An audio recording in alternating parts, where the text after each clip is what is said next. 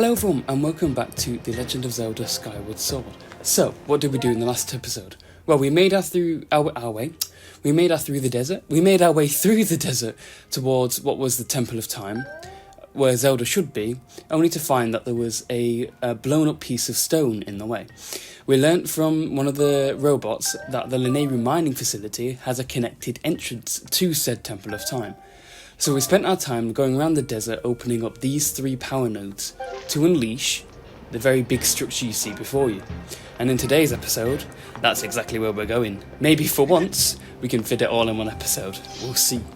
By the way, before anyone mentions it, I went back to Skyward quickly just to see if there was anything new we could get, and I just upgraded my shield. Nothing more than that. So without further ado, let's get stuck in.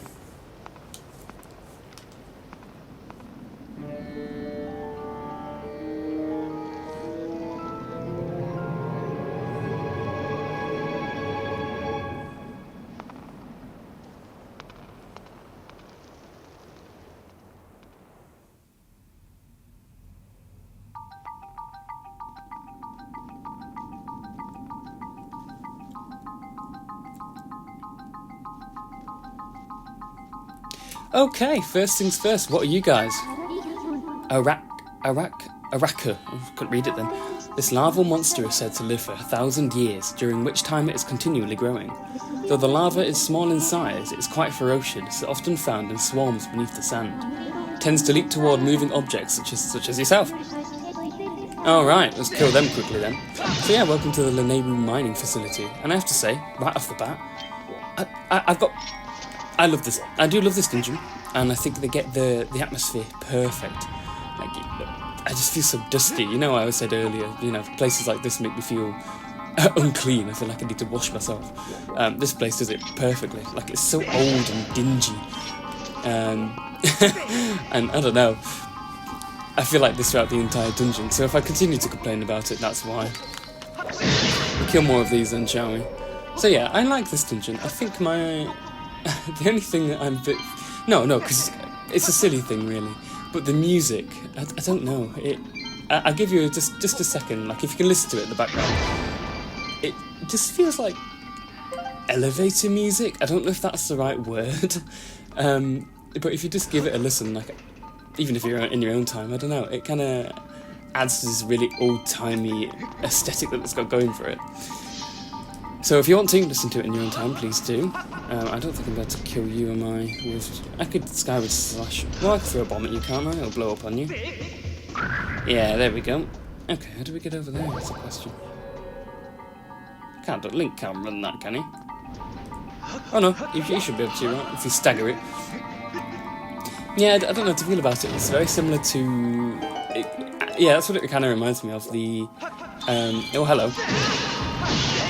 Anyone who's played Portal 1, or I guess 2 as well would work, who's played the... No, it's Portal 2, isn't it? If you played Portal 2, you'd see the old version of Actual Labs, the underground bit with all the broken test chambers. I would compare it to something like that, I think. It feels very... Yeah, like you can tell this... Red Rupee. You can tell this place has been dug up from the ground, literally, just recently. We literally just saw it happen. Yeah, I mean, I like it. It's, like I said, I don't know if it's my favourite out of the 3 dungeons so far. But it's got a great atmosphere, and I think that's what Skyward Sword kind of excels at, I won't lie. The atmosphere of the dungeons here... Excuse me, that's rude. The atmosphere of the dungeons here... I didn't need to do that. I was getting that thing behind it, that basketball hoop. Basket? I don't know. I think that's the thing that Skyward Sword gets perfect. The dungeons.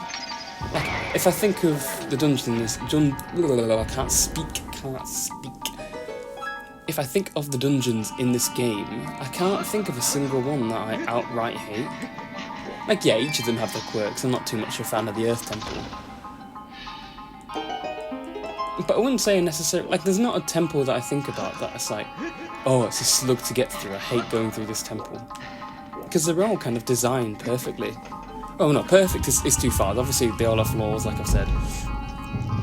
Oh, before I continue talking, Redemption, you guys.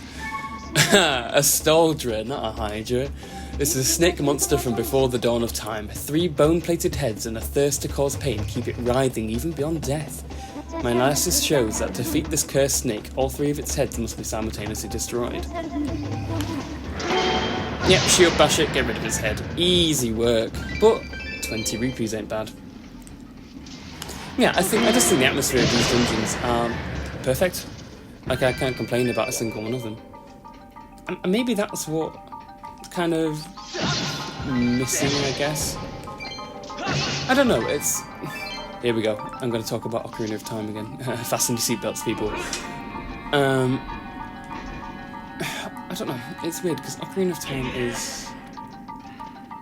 I feel very much the same. A lot of the temples have a good atmosphere.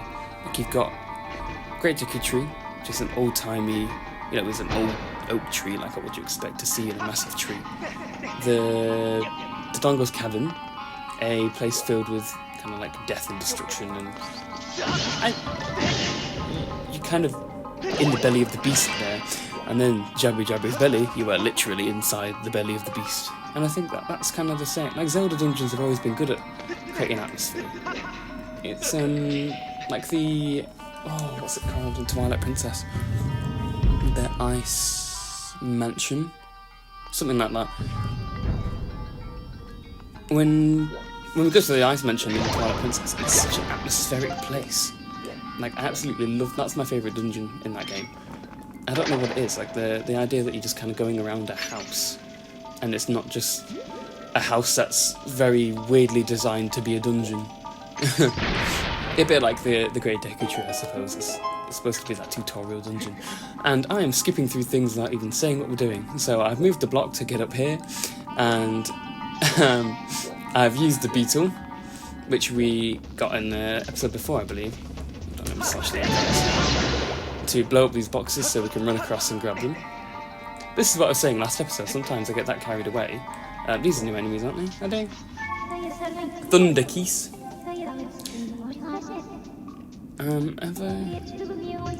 Have I read these before? No, I don't think so. Sorry, guys, I'll have to read that separately. I will not be reading it again. So we can move this way. We can get...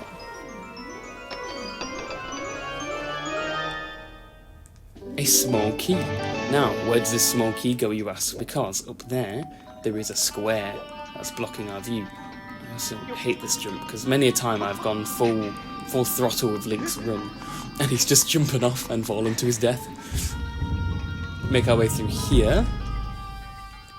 For keen-eyed viewers, remember there is a locked door behind in this room. We make our way down here, make our way into here.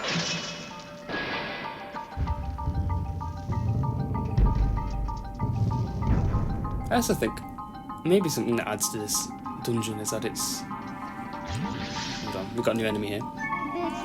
A frog. I actually didn't know what these guys were called. I just always thought they were like frog things. Though this odd creature is cowardly by nature, it will expose an array of densely packed defensive spines when approached or provoked. What she fails to mention is that if you hit it against a wall... I feel like I'm gonna... Hang on. There we go. Hit myself with it. Knew that was coming. It will blow up. So thanks, Fi. Thanks, Fi, for not mentioning that very important detail. There's another one of you up here. You'll climb after me, won't you? There you go. I think what adds to it is it's a classic thing of nature and machinery. I think there's something... Me personally, I think there's something very beautiful about it. Like there's the...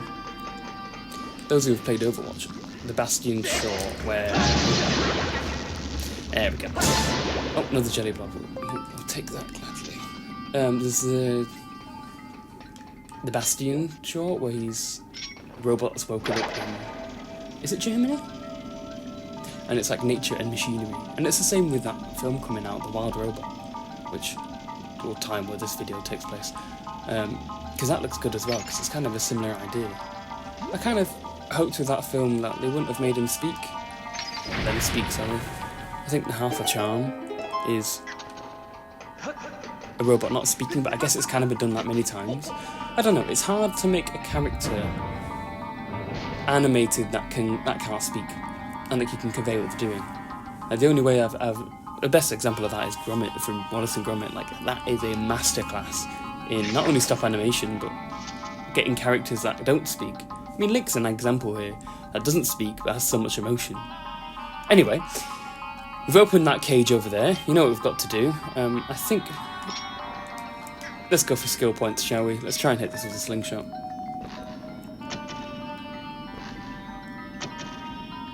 Ooh, that was close.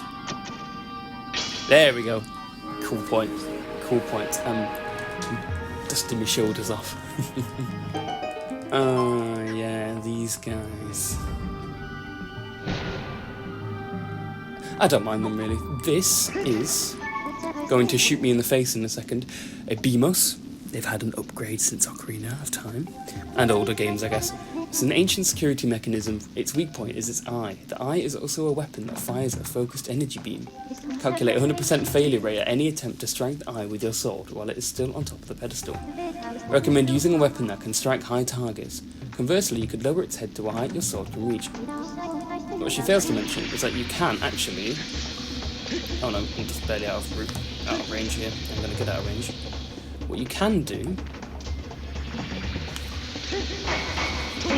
is shield bash the beam to knock it unconscious and then stab it. Good thing I upgraded the thing. This is the shield. Can I shoot it with a slingshot? No, it just gets confused. And when it's not looking, slash at it. It's going to be so difficult with my setup. There we go. Dead as dead. Dead? Destroyed? Don't know if it's really the same thing. Make our way over here. I say, even in this dungeon, like, this just uses time. I think time is such a good concept for a dungeon. But if it's done poorly, like, it can be a bit frustrating. I get, well, yeah, no, I stand by that. I want to run along this, what's it called, conveyor? Not a treadmill. For some reason I thought treadmill. Collecting stamina fruits as we go, because apparently stamina fruits are in production at the moment. Wonder when they started that. Like, where's the company memo saying, yeah, we started to create fruits. Though I suppose it was a desert that seemed very, like, lush. Not a desert, sorry.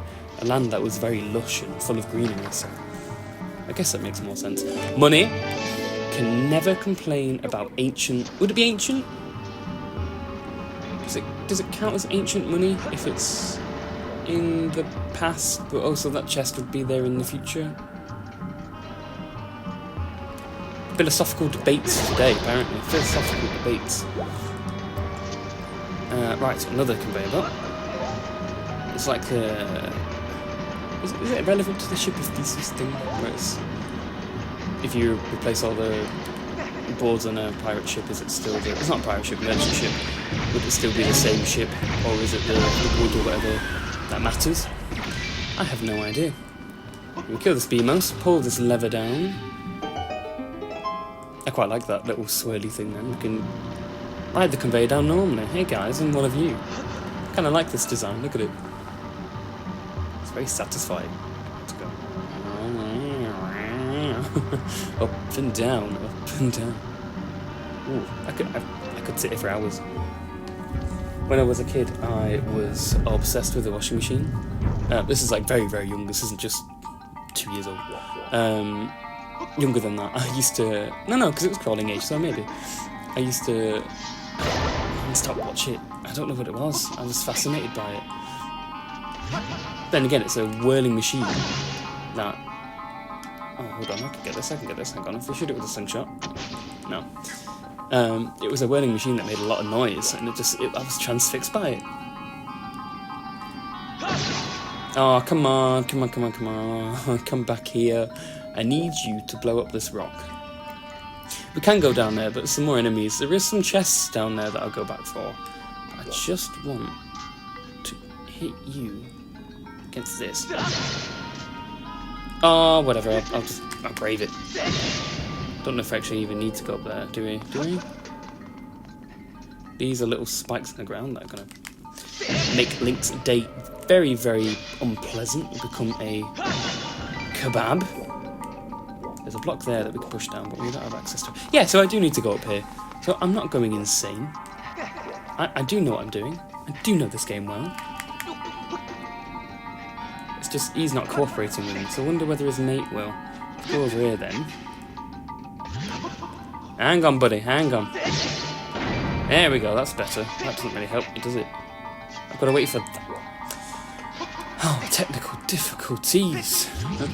With enemies being weird. Right, you... Come here. Come down this way, come down this way. There we go. That should do it. There we are. It's like the bombs all over again. I just can't seem to handle explosives in this game. But then I had that one episode where I was throwing them out like I was a god. God of destruction. There's 2 enemies up there. We can deal with it.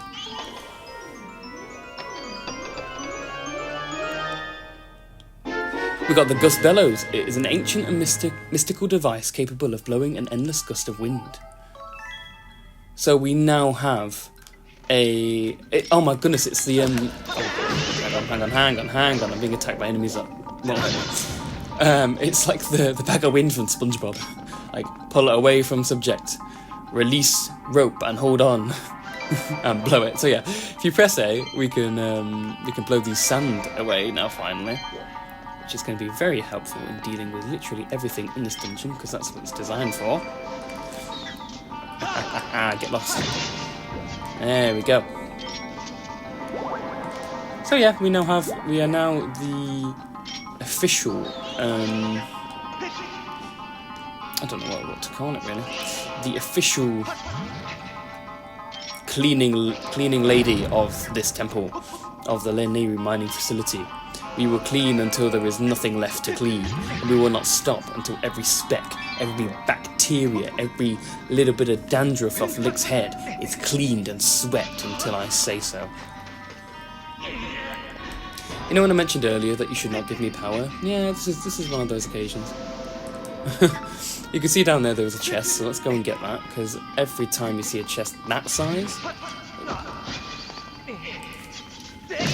Apparently not, according to the Froke. Froke doesn't want me to get this chest. What's in it? What's in it, Froke? What's in it? A goddess plume. That's important. Now I can see why the Froke didn't want us to get it. Right, I do not want to target you, thank you, sir. funky mechanics, honestly. Okay, right, now you're back. Right, it's now for... Go into that wall. Go into the wall. There we go. Die a gruesome death by your own volition. It's like the black bird from Angry Birds, you know, the one that blows up. It must be a weird life to be something that explodes. Like a creeper in Minecraft. Like, if your only purpose is to blow up. What kind of life is that? I wonder what a creeper does in its daily day. Because we only ever see those mobs when they're trying to kill us. Like, what's the creeper's daily activities? What do they do? What do they feed on? Except from fear, most of the time. Half the time they just show up without me expecting them to. Blow me to smithereens. So we can finally push this block. There we go. If I can speak English, that would be great, thank you. I don't know any other language, so if I fail to speak this, that would be very, very sad. So these will respawn now. I can guarantee, because this always tripped me up as well. This geezer will come back as well. Every single time. Alright, so we can't do anything in this room at the moment. We're going to have to go back. Went to go scratch my head and Link decided to pull out his shield. Thank you, itchy hair. So now, you can see there is a block in here that's encased in sand. There, buddy. There's a pressure plate there. And anyone who's played the Zelda game know we're doing some block physics puzzles once again. Quite a few of them in here, but I feel like this is a staple of the Zelda franchise. Pushing stuff around. I mean, you see it in Breath of the Wild still, like you still have to push things into place or activate terminals or whatever. So we push it on that pressure plate and this door now opens.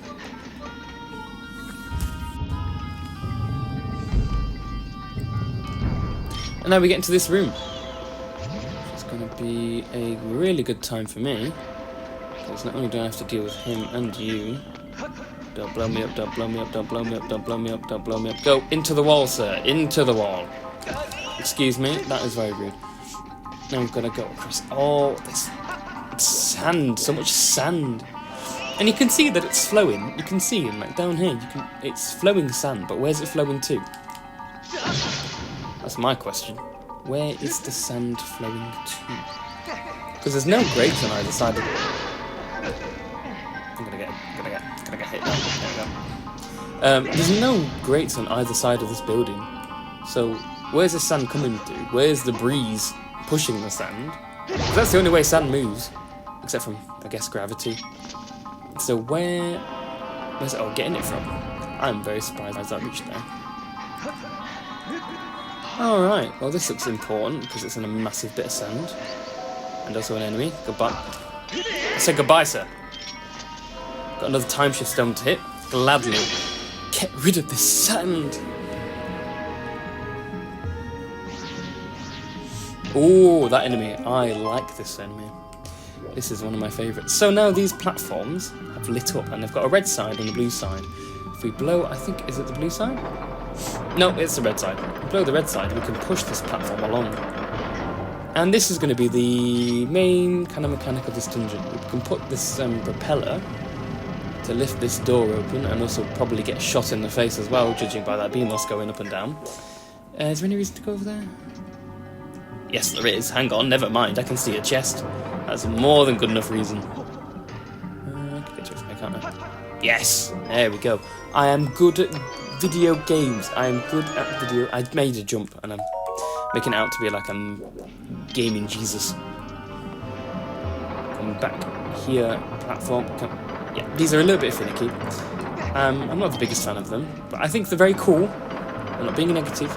I just think they're a little bit finicky with the wind. And that also, like, this is a Wii Switch? What's the Wii Switch? That's the Switch 2, that's what it's going to be called, the Wii Switch. This is the Switch version of the game, so if you can imagine doing this on the Wii version, where the gyroscope was, well, the Wii motion controls, I suppose, where... lacking, to say the least, I suppose. This guy, I don't know your name. Guess I can't get down here to identify you. Come back here. Come back here. What are you? A Centrobe. The security drone was built in ancient times. It is armed with missiles fired from a central turret and flying bombs fired from both of its sides. Analysis suggests you can repel the missiles fired from the central turret with certain items at your disposal, such as your shield. Defeated 0 of this enemy. Yeah. Okay, come here, buddy.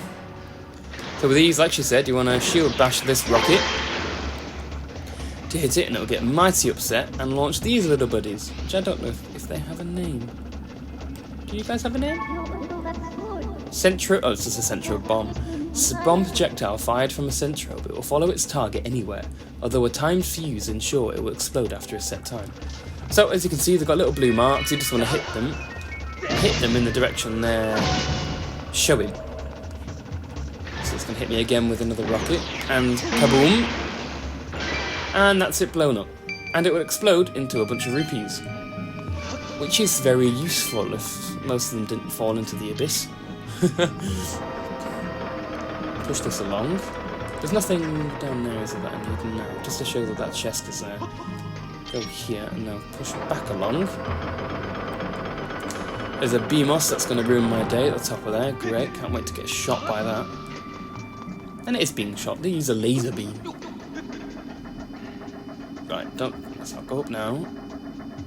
Wait for it to turn around. We're being nice and sneaky.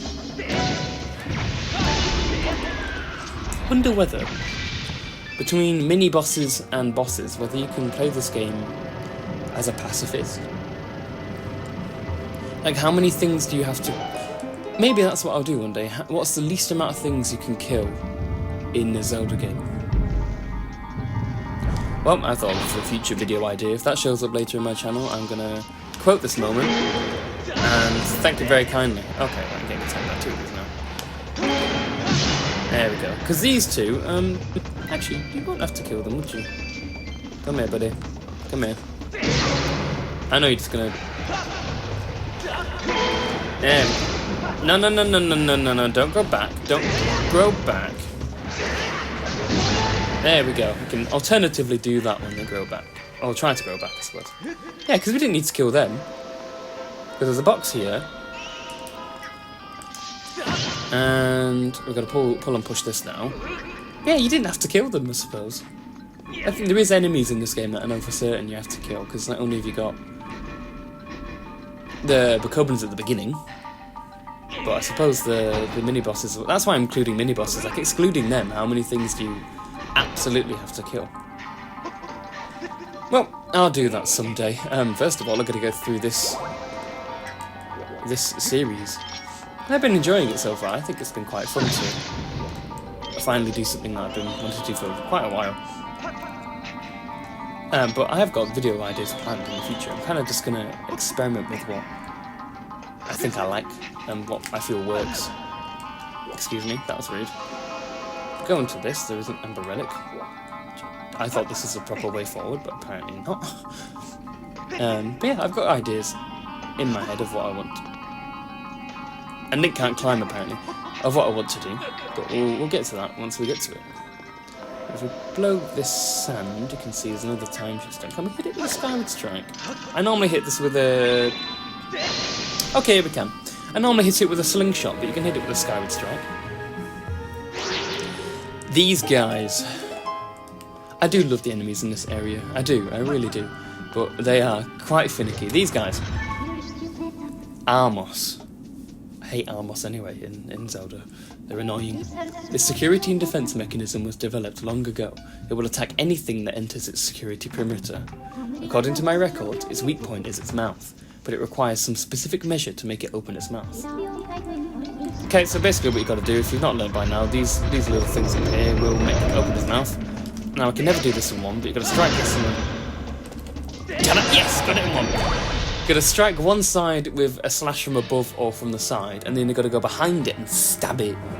But it's really, really finicky. Like the hitbox for those who don't know what a hitbox is, it's just what the game registers as a hit and what counts as not a hit, based on what your sword is. In loose terms, I'm not a programmer. Dungeon map, first of all. Ain't got much of this place left to go. I tell a lie, we've got a lot left.